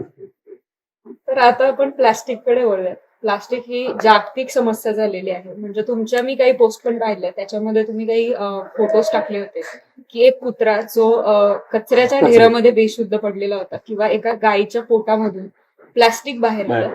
तर अशा गोष्टी जेव्हा पाहिल्या जातात ते सगळं आपलं भविष्य भयानक दिसतं. आणि पर्यटन स्थळांच्या ठिकाणी पण आपण पाहतो की अनेक ठिकाणी दागिने बाटल्या असतात किंवा प्लास्टिक असतं. तर समाजामध्ये याबाबत अजूनही अवेअरनेस नाहीये तितका. तर हा अवेअरनेस कसा आणता येईल, किंवा स्थानिक पातळीवर लोकांनी काय केलं पाहिजे? जसं आपल्या जुन्नर तालुक्यामध्ये पर्यटन स्थळांवर जे पर्यटक येतात, या पर्यटकांच्या माध्यमातून मी जुन्नर तालुक्यातील प्रत्येक पर्यटन स्थळ प्लास्टिक मुक्त करण्याचा प्रयत्न केला. एक विजन त्याच्या पाठीमागं होते. जर प्लास्टिक जर कमी जर नाही केलं तर भविष्यामध्ये फार आपल्याला धोक्याला सामोरं जावं लागेल. जे आपले पश्चिम पट्ट्यामध्ये मला वाटतं एक 90% पर्यटन आपल्या पश्चिम पट्ट्यामध्ये, आणि पश्चिम पट्ट्यामध्ये जर हे प्लास्टिकचं प्रमाण जर वाढत गेलं तर त्या ठिकाणी असणारे पशु पक्षी यांचं जीवन धोक्यात येईल. त्यांचं जीवन धोक्यात येईल. मी मगाशी तुम्ही तो जो उल्लेख केला गायीचा, म्हणजे 3 महिन्यापूर्वी आपल्या जुन्नरमध्ये जी एक गाय आजारी पडली, तिच्यावर डॉक्टरने 3 दिवस ट्रीटमेंट केली आणि 4थ्या दिवशी ती गाय गोट्यामध्ये मेलेली सापडली. गायी का मेली म्हणून त्याचं कारण शोधण्यासाठी डॉक्टरने गायीचं पोट फाडलं. गायीच्या पोटामध्ये 30 किलो प्लास्टिक होतं. त्याचं कारण काय होतं? संध्याकाळी उरलेलं जेवण आईनं प्लास्टिकच्या थैलीत बांधून त्याला गाठ मारावी, बाळा शाळेत चाललाय तो रस्त्याच्या कडेला टाकून देऊ. म्हणजे आज आम्हाला समजते, जसं प्लास्टिक रस्त्याच्या कडेला दिसायला सुरुवात झाली की आम्ही समजतो गाव झाले. म्हणजे आपण जाताना गावाच्या बाहेर हे प्लास्टिक टाकून देतो. ही स्थिती पहा तुम्ही, ह्या 2 रोडला जाऊन बघा, तुम्हाला जसं गाव संपेल तसं प्लास्टिक दिसायला सुरुवात होईल, किंवा जशी गाव यायला सुरुवात होईल तसं प्लास्टिक दिसायला सुरुवात होईल. आणि हे प्लास्टिक मधलं अन्न सोडून ह्या प्राण्यांना खाता येत नाही. परिणामी ते तसंच खाता येत आणि त्यांच्या पोटामध्ये प्लास्टिक त्यांच्या पोटामध्ये साचते. आज एवढी भयानक स्थिती आहे की आमच्या शहरामध्ये आणि गावामध्ये जेवढं प्लास्टिक नाहीये, एवढं जे प्लास्टिक पडलंय हे कुठं पडलंय? आमच्या शेतामध्ये पडलेलं आहे. मी त्याला नेहमी सांगतो हे काळं विष मल्चिंग ज्याला म्हणतायत, की आमच्या शेतामध्ये एवढं पडलंय की आमचा मतलब साध्य झाला, आमचा माल निघाला की आम्ही हे प्लास्टिक कुठे टाकतोय? बांधावरच टाकतोय. आणि हे बांधावर टाकलेलं जे प्लास्टिक आहे ते कुठेतरी पर्यावरणामध्ये घुसतंय, घुसडतंय, ते उडतंय आणि ते गवतावर जाऊन बसतंय. आम्ही शेतकरी सगळे, आम्ही सगळे शेतकरीच. आमच्या दारापुढचं जनावर मरू नये म्हणून आम्ही काळजी घेतली पाहिजे. आम्ही कोणताही शेतकरी ह्या जनावरांना जो चारा घालतो हा धुवून घालत नाही. त्या शेतात पडलेल्या मल्चिंगची कुठेतरी विल्हेवाट शेतकऱ्यांनी लावली पाहिजे. नाही तर शेती नष्ट व्हायला वेळ लागणार नाही, आपल्या दारापुढची जनावरे नष्ट व्हायला वेळ लागणार नाही, आणि आपल्याला कॅन्सर जास्त झालेले याच्या पुढे पाहायला मिळेल. का? त्याची छोट्या जे फायबर कंटेंट पाण्यामध्ये पडत आहेत तेच पाणी आपण पितोय, आपली जनावरं तेच पाणी पित आहेत, आणि हे प्लास्टिक शेतामध्ये गाडलं जातं तर त्याचा शेतीला फार मोठं नुकसान आहे. म्हणून सगळ्यात जास्त मिक्सिंग व्हायला लागले प्लास्टिक शेतामध्ये. त्याचा असर आपण जे खातोय अन्नधान्यावर त्याचा असर व्हायला लागला, आणि सगळ्यात जास्त कॅन्सर तिथून व्हायला लागला. म्हणजे आज गावातली 10 माणसं मेली, त्यातली 5-7 माणसं फक्त अटॅकनेच मारतायत. आज आपण पाहतोय की जुन्नर आंबेगावचा सर्वे आपण जर पाहिला असेल की 10 माणसामागे 1 माणूस कॅन्सरग्रस्त आहे. हा भारतातला सर्वे. म्हणजे आपण ह्या गोष्टीकडे जर लक्ष जर दिलं नाही तर आपण मानवजात टिकू कसे शकणार? आमचा उद्देश जगणं आहे, हा आमचा उद्देश मरणं नाहीच, आणि आम्हाला मारायचं नसेल तर आपण या गोष्टींकडे लक्ष देणं फार गरजेचं आहे. हा फार महत्वाचा मुद्दा आहे, आणि याच्याकडे प्रत्येक भारतातील नागरिकाने लक्ष दिलं पाहिजे की मी प्लास्टिक वापरणार नाही. ठीक आहे, कंपन्या बनवतात, बनवू द्या, काय घेणं नाही, पण तुम्ही वापरू नका, ऑटोमॅटिक कंपन्या बंद होतील. पण ते स्वतःपासून सुरुवात केली पाहिजे. आम्ही स्वतःपासून सुरुवात केली आमच्या कुटुंबाने की मला जगायचे, मी झाड लावलं पाहिजे. मी फक्त झाडच नाही लावलं पाहिजे, मी ते जगवलं सुद्धा पाहिजे. मला जगायचं तर मी प्लास्टिक वापरणारच नाही. आम्ही प्लास्टिक वापरत नाही, ते मला करायचे. म्हणजे प्रत्येक घरातल्या व्यक्तीने जर हा विचार जर मनामध्ये घेतला तर मला वाटतं प्लास्टिकवर सुद्धा बंदी होईल आणि झाडं सुद्धा मोठ्या प्रमाणात वाढतील, असं त्या पाठीमागचं मी. तर सर, आता जर विचार केला तर शाळांमध्ये पर्यावरणाबाबत इतकी जागरूकता नाही, किंवा शाळांमध्ये हे विषय शिकवले पण जात नाही. पण नव्या पिढ्या जशा सुशिक्षित होत चालल्या तसा पर्यावरणाचा ऱ्हास होत चालला. तर या शिक्षित पिढ्यांना पर्यावरणाच्या बाबतीत सुशिक्षित कसं करतात? ऑक्सिजनचं महत्व आम्हाला सांगितलं. शाळेमध्ये आम्हाला मुख्य 3 दर्जा शिकवले, अन्न, वस्त्र, निवारा. आम्हाला शाळेमध्ये ऑक्सिजन पाणी शिकवलं नाही. म्हणजे आम्हाला जन्माला आल्यानंतर जो श्वास देणार तो शिकवला नाही, आणि मरेपर्यंत आम्हाला जे पाणी भेटणार आहे ते शिकवलं नाही. आम्हाला श्वास देणारी झाडं टिकली तर पाणी टिकल, कारण हे दोघांचं महत्व फार महत्वाचं आणि ते आम्हाला शिकवलं नाही. मी मगाशी तुम्हाला त्यासाठी बोललो की पूर्वीचे लोक उपाशी राहायचे परंतु 100 वर्ष जगायचे. आज आम्ही डेऱ्यापुढे आले तरी आम्ही 100 वर्ष जगत नाही आणि आम्हाला गरज काही हे कळलं नाही. आम्ही सर्वस्व पैशाला मानलं, पर्यावरणाला मानलं. पूर्वीचे लोक पर्यावरणासाठी जगले. अगदी त्यांनी विहिरी खोदाव्या, त्या विहिरींना पायऱ्या सुद्धा ठेवाव्यात. म्हणजे त्यांचं विजन होतं की दिवसभर आम्ही ह्या पायरीने पाणी घेऊन जाऊ शकू, परंतु ते दिवसभर पाण्याने व्याकुळ झाले. प्राणी आहे ते रात्रीचे इथे आणि या विहिरीत पाणी पिऊन जाते. हे विजन त्यांचं होतं. आम्ही हे विजन आज ठेवलं नाही. आज आम्ही आमच्या विहिरी बंदस्त टाकल्या. आज आम्हाला रेस्क्यू करून प्राणी काढायची पाळी. म्हणजे पूर्वीच्या काळी विहिरीत पडलेला प्राणी पायऱ्यांनी वर यायचा आणि आज आम्हाला बंदिस्त करावं लागतं. पाण्यासाठी आम्ही जायचं, त्या ठिकाणी पाण्याच्या सुविधाच नाही तर त्या ठिकाणी त्या प्राण्यांनी जायचं. हा एक महत्वाचा मुद्दा आहे. म्हणून आम्ही हे जीवन पर्यावरणावर मानायला पाहिजे. हे सुशिक्षित मुलांसाठी हे आतापासून आम्ही बिंबवलं पाहिजे. कारण आमचं विजन जगणंही मरणं नाही आणि मरायचं नसेल तर आपण ह्या गोष्टीचा अवलंब करू. मग हे जर वाढवायचं असेल तर काय केलं पाहिजे. मी आता 1 ऑक्टोबर ते आज कालपर्यंत जवळपास मी 579 शाळांनी भेटी दिली. जुन्नर तालुक्यातील एकही शाळा सोडली. माझं कारण आहे की हे बीज मला म्हणजे ज्ञानाचं बीज, वृक्षारोपणाचं बीज हे मुलांच्या डोक्यामध्ये घालायचं, जेणेकरून त्यांनी ती जर झाडं लावली. आता लाखो विद्यार्थ्यांना या माध्यमातून मार्गदर्शन केले की तुम्ही वृक्षारोपण का महत्वाचं, झाडे का लावली पाहिजे, जगवणं का गरजेचं, आपल्या डोंगर रांगा का पेटू नयेत. कारण डोंगर रांगा जर पेटल्या तर आपण पाहतोय की आपल्याकडे त्याचा प्रश्न मोठ्या प्रमाणात भेडसावतोय. मग यांना राहण्यासाठीच्या जागा ह्या डोंगर रांगा आहेत किंवा यांना दिलेलं जे काही फॉरेस्ट आहे याच्यामध्ये आपण हस्तक्षेप करतो. उदाहरणार्थ आपण तिथे त्या ठिकाणी जनावर त्या ठिकाणी आगी लावून देतो, त्या ठिकाणी काही ठिकाणी आपण जसे शिकारी करतो, त्यांचं अन्न आपण लास्टला आपण त्यांचंच घर पेटून देतो. मग त्यांचं घर जर पेटलं असेल तर ते जाणार कुठं राहिला, साहजिकच आपल्याकडेच राहिले, आपल्यालाच त्रास करतो. म्हणजे ह्या गोष्टी जर मुलांमध्ये जर बिंबवल्या, तुम्ही आग लावू नका, तिथं राहणारे व्यक्ती तुम्हाला प्रॉब्लेम करायला येतील किंवा तिथं राहणारे वन्य प्राणी आपल्या शेतीची उद्ध्वस्त करणार नाही, त्या ठिकाणी असणारे रानडुकरं सैरबैर होणार नाही, तुमची शेती नष्ट करणार नाही. हे जागवायचं काम मुलांमध्ये केले. कारण छोटाली मुले आणि मुलांमध्ये जर आज जर पक्षी प्राण्यांचं जर महत्व जर बिंबवलं तर मला वाटतं हे फार मोठं काम होईल. मगाशीच मी सांगितलं की मुलांना ज्यावेळेस मी विचारतो की अरे पक्षी प्राणी झाडे लावतात का, मुलं सरळ म्हणतात नाही. मग मी त्यांना ते महत्व सांगितलं. जसं खारुताई असेल, खारुताईचं एक महत्व सांगितलं, अरे कुठेतरी फळं आणते तोडून, खाते, पोट भरलं का खड्डा घेते काढून टाक. मग त्या फळामध्ये राहिलेल्या बिया पाऊस पडल्यानंतर त्याच्यात रुजतात, तिथूनच झाड. म्हणजे डोंगर माथ्यावरल्या अगदी खडकामध्ये झाडं लावायची काम येतो पक्षी करतात. त्यांना मी म्हणतो बिल्डिंग झाडं उगतात, आपल्या भिंतीमध्ये झाडं उगतात. ते पक्षी त्या ठिकाणी बसतात, अगदी विहिरीच्या कपारीमध्ये बसतात, तिथे विष्ठा टाकतात, त्या विष्ठेतून बिया पडतात आणि विहिरीतून झाडे वर येतात. म्हणजे अशी संकल्पना मी ह्या विद्यार्थ्यांना सांगितली की हे आपल्यासाठी फायद्याचे. माणूस झाड लावतो फक्त पैशासाठी. ते म्हणतात पैशाचं झाड म्हणजे नक्की काय. मला आपल्याला ज्याच्यापासून मोबदला भेटतो, 2 पैसे भेटताय आणि 2 पैसे भेटत असताना आपण तेच झाड लावतो. बाकीचं जसं याचं झाड असेल, आंब्याचं झाड असेल, आपल्याला पैसा भेटतो म्हणून लावतो, चिंचेचं झाड आपण पैसा भेटतो म्हणून लावतो. तर ही झाडं जी आहेत ही झाडं ऍक्च्युली आपण पैशासाठी लावतो, परंतु हे पशु पक्षीच्या विरहित झाडं लावतात.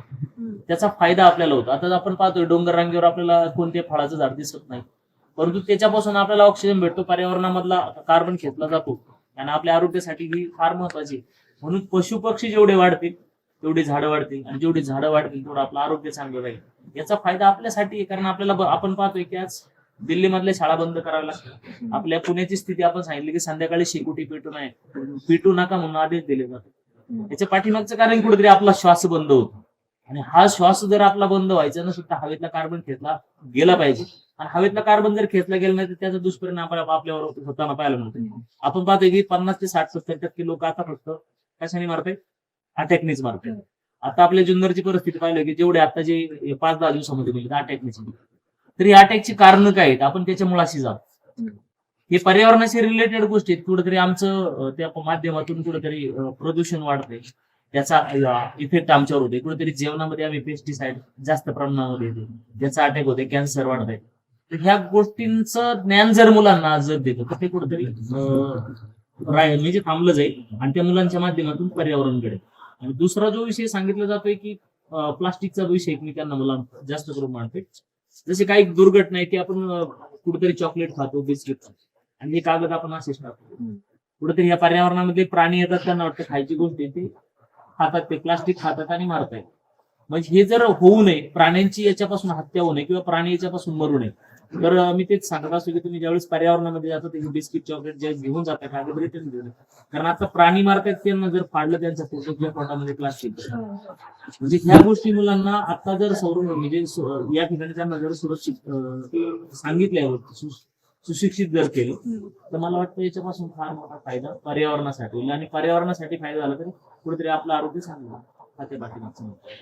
सर, तुम्ही ऐतिहासिक क्षेत्रात भरपूर काम केलेलं आहे. नैसर्गिक धबधबे असतील किंवा गजलक्ष्मीची शिल्प असतील, अनेक बारव असतील, तर या गोष्टी तुम्ही प्रकाश झोतात ठेवता आणि तुम्ही अगदी सायकलवर डोंगर रांगा फिरता.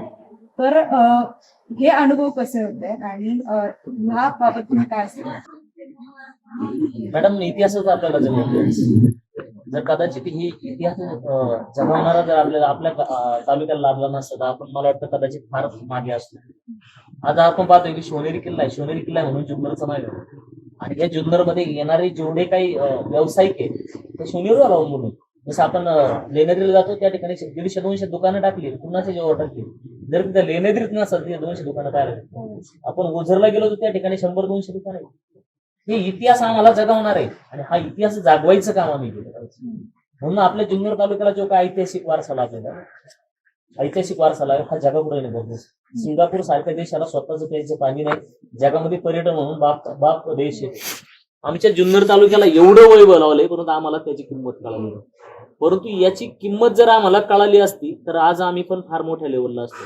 ठीक आहे, आता आपला तालुका पर्यटन तालुका घोषित झालाय, परंतु हे घोषित झाल्यानंतर ज्या ज्या ठिकाणी जी पर्यटन स्थळ आहेत त्या ठिकाणच्या ग्रामस्थांनी नियोजनबद्ध काम केलं पाहिजे. अरे माझ्याकडलं पर्यावरण नष्ट झालं नाही पाहिजे, मला त्या पर्यावरणातून त्या ऐतिहासिक वास्तूतून 2 रुपये जर भेटतायत, ती ऐतिहासिक वास्तू टिकून ठेवायचं काम, तिथलं पर्यावरण टिकून ठेवायचं काम त्या ग्रामस्थांनी केलं पाहिजे.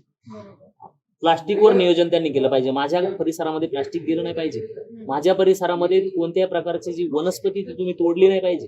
माझ्या त्या ठिकाणी जाऊन दारूच्या बाटल्या नाही टाकल्या पाहिजे, प्लास्टिक टाकलं नाही पाहिजे. हे नियोजन ज्यावेळेस आपल्या तालुक्यामध्ये होईल तर मला वाटतं खऱ्या अर्थाने आपण अजून समृद्ध होत जाऊ. म्हणजे आज आम्ही पाहिलं की आपण नाणेघाट सारखा परिसर पाहतो किंवा आपण आंबे हातवी सारखी जी स्थळं पाहतो किंवा आपण जर साताऱ्याकडे जर गेलो तर कास पाठरा पाहिले. कास पाठरावर एवढी येणारी फुलं लोकांनी वाट लावून टाकली त्यांची. भविष्यामध्ये ते कास पाठरा लुप्त होण्याच्या मार्गावर आहे. म्हणजे हे नियोजन आपण प्रत्येकाने केलं पाहिजे तर कुठेतरी याला खऱ्या अर्थाने हे होईल. म्हणूनच मी म्हटलं की आपल्या जुन्नर तालुक्यामध्ये काही गोष्टी आहेत, काही इतिहास काय आपल्याकडे, पाण्यासाठी काय, नैसर्गिक ठेवे काय आहेत आपल्याकडे, ते शोधण्यासाठी त्यासाठी. तर सर, तुम्हाला अनेक पुरस्कारांनी सन्मानित केलं गेलेलं आहे आणि आपल्या देशाचे पंतप्रधान माननीय श्री नरेंद्र मोदी यांनीही मन की बात या कार्यक्रमामध्ये तुमच्या कामाची दखल घेतली आणि तुमच्या कामाची स्तुती केली. राष्ट्रपती भवनामध्ये तुम्हाला आमंत्रण मिळालं होतं. तर अनेक पुरस्कार तुम्हाला मिळतात आणि आम्हालाही खूप अभिमान वाटतो की जुन्नरचा एक व्यक्ती इतक्या मोठ्या स्तरावर जाऊन काम करत आहे. तर तुमचा अनुभव कसा होता? खरं तर तो माझा पुरस्कार नाही, हा आमच्या सगळ्या घरच्यांचा पुरस्कार आहे. जेवढे मला वाटतं मिसेस असेल, त्याच्यानंतर मुलं असतील, तर याच्यामध्ये एक आनंद झाला की आमच्या कामाची कुठेतरी दखल घेतली गेली. खऱ्या अर्थाने हे कोणतंही काम दखल घ्यावं म्हणून केलेलं नाही आणि करणार पण नाही, इथून पुढे नसणार आहे आमचा तो. आमचा विजन फक्त पर्यावरण संवर्धन हा विजन आहे, लोकांना जीवन दान देणं हा आमचा विजन आहे. माझी एक इच्छा आहे की मी कुठल्या दशक्रियेला जावं नाही, म्हणजे त्या घरातली व्यक्तीच मरू नये किंवा एखाद्या अंत्यसंस्काराला जाण्याची वेळच येऊ नये. हा आमचा विजन आहे, आमच्या घरच्यांचा विजन आहे हा खऱ्या अर्थाने. आणि छोट्या कामाची दखल घेतली जाते हा फार मोठा आश्चर्याचा धक्का आहे आमच्यासाठी तसं जर पाहिलं तर. कारण राष्ट्रीय लेवलवर दखल घेतली जाणं हे आमच्या कुटुंबियांसाठी फारच अभिमानास्पद वाटते आम्हाला. आणि ही फक्त आमचीच दखल न घेतली जावी हा त्या पाठीमागचा उद्देश असेल की जे व्यक्ती गावांमध्ये अशी खालच्या लेवलला येऊन कामं करतील खऱ्या अर्थाने त्यांना हे प्रोत्साहन आहे जे काही राष्ट्रपतींनी जे दिले, पंतप्रधानांनी दिले, आणि हे प्रोत्साहन मला वाटतं निश्चितच मिळेल. अशा अनेक रमेश खरमाळे तर म्हणणार नाही, परंतु अशा अनेक कुटुंब तयार व्हावी हा त्या पाठीमागचा मुख्य उद्देश असावा. कारण एक काम एक हाताने, मागाशी मी सांगितलं की एक हाताने काम होऊ शकत नाही. ज्यावेळेस हजारो हात असे एकत्र येतील आणि सगळ्या गावांमध्ये अशी ज्यावेळेस कामं केली जाईल तर खऱ्या अर्थाने आपली भारत माता कुठेतरी हिरवाईचा शालू पांघरलेले आपल्याला पाहायला मिळेल. त्या प्रोत्साहनातून मला वाटतं ही पारितोषिकं दिलीत आणि त्याचा निश्चितच गर्व वाटतोय. जाता जाता हा संदेश देईन की असे पुरस्कार प्रत्येक घरामध्ये मला पाहायला मिळावेत. हो. हे फक्त हे पुरस्काराचा सन्मान व्हावा म्हणून हे लावले गेले, तसं त्या अर्थाने हे कुठल्याही प्रकारचा देखावा नाही हा. कारण ज्यांनी आम्हाला हे पुरस्कार दिलेत ते पुरस्कार तेवढ्याच सन्मानाने लावले जावेत, हा त्या पाठीमागचा मुख्य उद्देश आहे. आणि असे पुरस्कार प्रत्येकाला मिळत पर्यावरणामध्ये असं याच माध्यमातून सांगावंसं वाटतं. तर खूप खूप धन्यवाद सर. आणि तुमचा हा प्रवास जो आहे तो खरंच खूप प्रेरणादायी आहे आणि खूप छान वाटलं तुमच्याशी गप्पा मारून. मलाही पण खूप छान वाटलं. तुमचं जुन्नर दर्शन फक्त माझ्यापुरतंच मर्यादित न राहता किंवा फक्त इतिहासापुरतं मर्यादित न राहता, पर्यावरणापुरतं मर्यादित न राहता, मला वाटतं जुन्नर तालुक्याचा टोटल जेवढा काही सांस्कृतिक ऐतिहासिक जो वारसा आहे तिथपर्यंत जावा हा देखावा. आणि तुम्हालाही खूप खूप शुभेच्छा की तुम्ही हा प्रयत्न एक महिला असून करताय. तर मी निश्चितच तुम्हाला सुद्धा या माध्यमातून शुभेच्छा देतो. खूप खूप धन्यवाद. धन्यवाद. धन्यवाद. खूप धन्यवाद. धन्यवाद.